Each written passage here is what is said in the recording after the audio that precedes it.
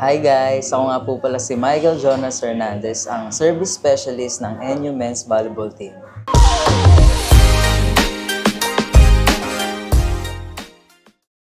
So, nagsimula akong maglaro ng volleyball when I was in grade 5. Kasi ang family ko po talaga is players din ng volleyball, sila mama at papa at kuya. So, parang sila yung nagbigay ng inspirasyon sa akin na mag-start and matuto maglaro ng volleyball.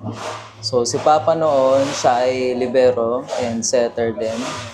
And same din kay Mama, setter dyan. So, ayun. Napapanood ko sila maglaro and at the same time, nakikita ko sila mag-coach. So, na-inspire ako matuto mag-volleyball.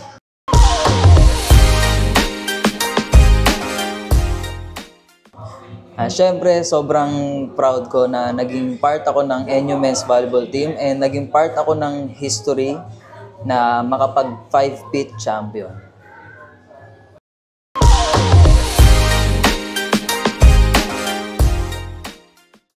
My biggest goal ngayon is makapaglaro international, specifically sa Japan kasi nakikita ko yung Japan kung paano maglaro. Ayan, sobrang gagaling talaga nila, sobrang bibilis, and sobrang sisipag talaga. So, kumbaga yun yung ginogol ko ngayon. Pagka-graduate ko, sana makapaglaro ko sa Japan.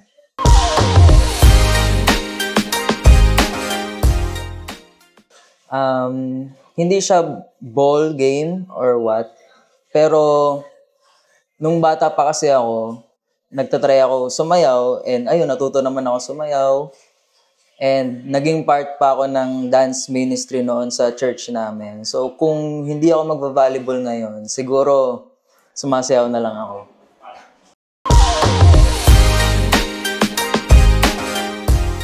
Ayun, syempre, sobrang thankful ako sa lahat ng sumusuporta sa volleyball, lalo na sa men's volleyball. Ayan, thank you so much, Garapatas, and sa buong volleyball community.